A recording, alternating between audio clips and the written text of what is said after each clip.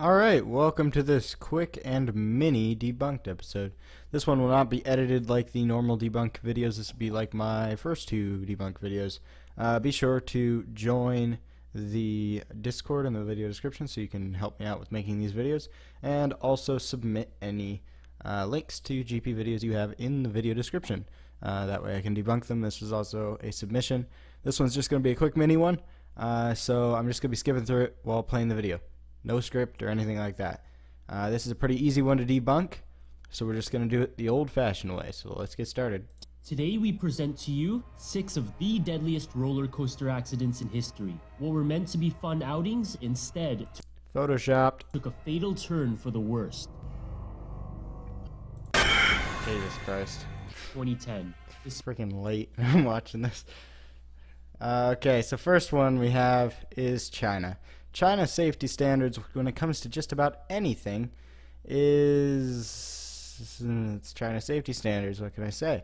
So if you're in China, then you're not watching this video in the first place. So don't go on coasters in China if you're scared to die on one. They're still relatively safe, but I'm going to be ignoring all the ones that happen in China. Alright. Also, I hate how he uses all these images of roller coasters that are not the one he's talking about, because it really deceives people. Alright, so next one. I'll play it. Flags over Georgia. June 2008. A 17-year-old teenage boy is decapitated by the Batman ride in Atlanta's Six Flags Over Georgia theme park. Alright. So, again, I went over this with Raptor in the video that went out earlier this morning. Essentially, people are stupid. They jump a fence, breaking the state law in most cases, and definitely breaking park rules, and jump in where an inverted coaster is running, while it's running. And, surprise, surprise, they get hit by it, and somehow they die. It's not the ride's fault, it's not the park's fault, it's the person who did it's fault. Alright, so 4. Next one's a water ride. Tembe, Wales. She was riding the Hydro Water Ride, which opened in 2002 and is known for its height, being only 34 feet shorter than Canada's largest waterfall, the Niagara Falls. Haley's mother said Haley... Yeah, well, essentially, water ride, again, with showing the coasters that were not involved in any accidents, it just kind of annoys me. And it can deceive people who don't know what they're talking about. But still... It's not the fault with this ride was ride operators failing to do safety checks. Again, stuff's been improved since then, especially at that specific park. But again, it's when they use images that have nothing to do with the ride in question, it can deceive GP into thinking that, oh, this coaster I know is dangerous. Alright, so Battersea Fun Fair incident. So 1970s again. Not as old as some of the other ride incidents they've talked about. This ride had no anti-rollback system. You know, that kind of stuff has been implemented since then. And, I mean, it was an old ride to begin with. So, next. Skip on through. Alright, and we get another one. And guess what? Japan. So, Japan's safety standards, at least around this time, were not very good. Especially in regards to maintenance. And that's exactly what happened with this one. It was a Togo stand-up. It's a pretty classic one that GP love to point at. Here's the aftermath. It's what you'd expect.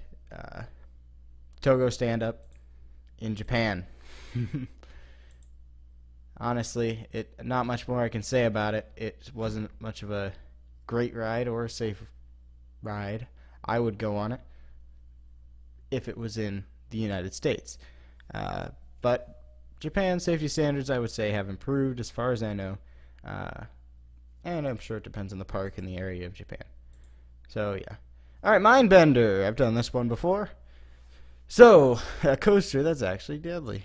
Although this list has been better than most of the GP lists here. I'll play it for a second. The Mindbender. This twisted roller coaster was declared one of the safest rides in the world just one day before it came crashing into a concrete pillar of the mall. The ride's layout features several twisting drops. It's not even a picture of the Mindbender. It's a picture of the Gerschleier spinning coaster right next to it. 3 vertical loops, and a double upward helix for climax. The ride even twists around. Yeah, okay. Uh, Gerstlauer, or not Gerstlauer, sorry, it's very late at night.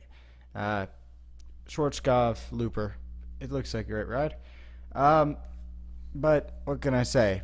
People didn't know how to read instructions. Yeah, essentially, for anyone who doesn't know, it was a misinterpretation of the German documentation for the ride. It was fixed shortly after. You have no fear. You should not fear going on this ride or any other Schwarzkopf coaster or any other coaster manufactured in another country for that matter. Uh, it was a problem. It's been fixed, especially nowadays with much more advanced translations than there were in the 80s. You know, it's not really something you have to worry about. If this, again, it happened in the 80s, stuff has changed since then. Anyway, oh yeah, again, using, what is this, White Lightning. That's not the coaster in question. You're just scaring people who know what that coaster is. It's honestly the point of it, you'd think. Yeah. Goes into it. Anyway, that's been this mini debunked episode. Ooh. Thank you guys for watching. And we'll return with normal content soon. See ya.